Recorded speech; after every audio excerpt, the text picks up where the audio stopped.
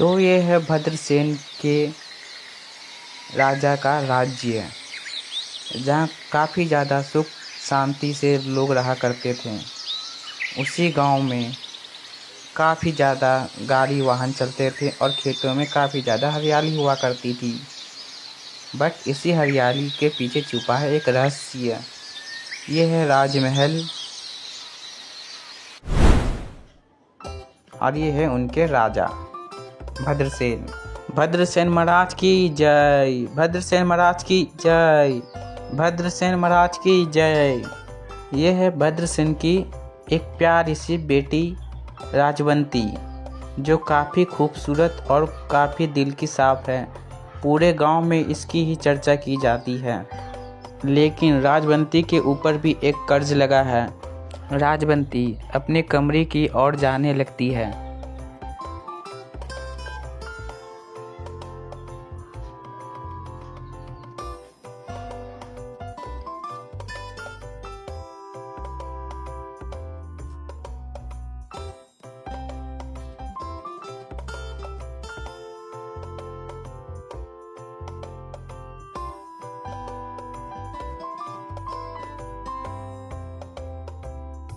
Princess, आप इतनी गहरी सोच में क्या सोच रही है? ये दुष्ट बिकाल मुझे हर समय डराता रहता है। कुछ उपाय सोचो। बिकाल? ये बिकाल क्या है प्रिंसेस? आपने तो मुझे कभी बताया नहीं। बिकाल एक राक्षस है जो किसी का भी रूप ले लेता है। वही मुझे रोज़ डराया करते हैं। परेशान हो गई हूँ इससे अब तो। राजकुमारी, आप चिंता मत करिए। हम आपके पिताजी से ये सारी बात कह देंगे ताकि वो जल्द से जल्द कुल कर सके। दूसरी तरफ महल के खिड़की पर बैठा वो राक्षस सो रहा होता है कि तभी उन सब की आवाज़ सुनकर उनकी आंखें खुल जाती हैं। राक्षस उनकी बातों को ध्यान से सुनने के लिए दरवाजे के करीब आने लगता है, लेकिन राक्षस आते आते भी कुछ मन में सोच रहा होता है।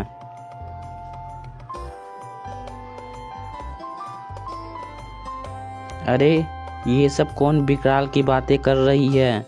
मैंने तो कभी नाम नहीं सुना। जरूर कोई भयानक राक्षस होगा। फिर राक्षस इतनी सारी बातें कहकर वो महल से बाहर की ओर जाने लगता है।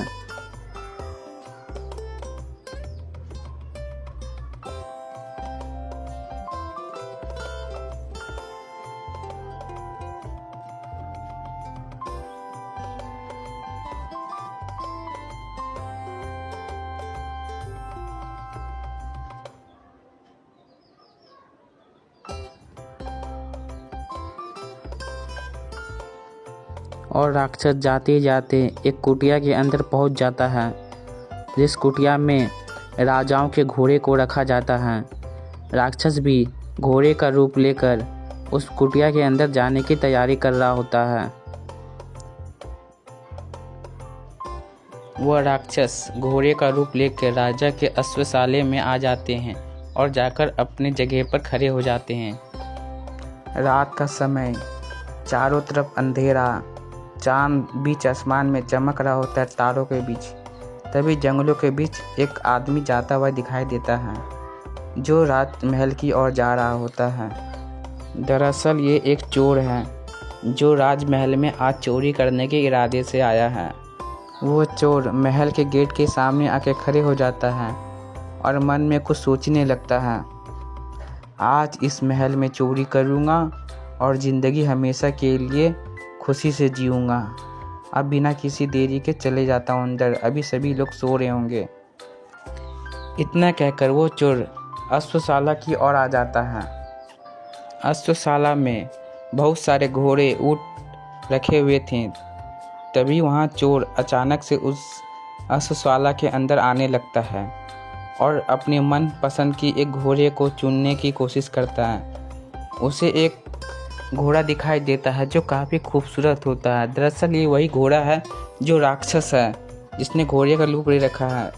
तो चोर कहता है, अरे ये घोड़ा तो काफ़ी खूबसूरत लग रहा है, आज मैं इसे लेकर चला जाता हूँ। अगर मैं इसे दूसरे राजा को बेचूंगा तो इनके बहुत सारे मुद्राएं मुझे मिल जाएंगी और मेरा ज़िंदगी सुख से बीत जाएगा। इतना कहकर वो चोर उस घोड़े के ऊपर बैठ जाता है। घोड़ा जो काफ़ी डरा हुआ था वो मन ही मन में सोचता है। राक्षस को लगा कि कहीं यही तो वो विकराल नहीं है जो इसे मारने आया है। इसी डर से वो राक्षस उस चोर को अपनी पीठ पर बैठाकर गांव की ओर दौड़ने लगता है। वो घोड़ा दौड़ते दौड़ते गांव के बाहर आ जाता है और एक घने जंगल की ओर आगे बढ़ने लगता है। चोर उसी घोड़े को पकड़कर बैठा था और मन ही मन कुछ सोच रहा होता है। मुझे ऐसा क्यों लग रहा है ये घोड़ा नहीं कोई राक्षस है। मुझे जल्द से जल्द इससे जान बचाना होगा। घोड़ा भी इधर काफ़ी डरा होता है और वो तेज़ी से भागता हुआ जंगल की ओर जा रहा होता है। चोर ने में किसी पेड़ की डाल पर बैठकर वो ऊपर ही लटक गया और घोड़ा नीचे से चला गया। घोड़ा काफ़ी ज़्यादा डरा हुआ होने के कारण उसे चोर के उतर जाने का कोई भी एहसास नहीं हुआ और वह दौड़ता ही रहा बिना किसी सोच के, क्योंकि वह काफ़ी ज़्यादा डरा हुआ था। घोड़ा दौड़ता ही जा रहा था कि तभी डाल पर बैठा उसका दोस्त बंदर चिल्लाने लगता है। घोड़ा उसी पेड़ के नीचे आके रुक जाता है और बंदर कहता है, अरे मित्र रुक जाओ, वो राक्षस नहीं एक साधारण मनुष्य है।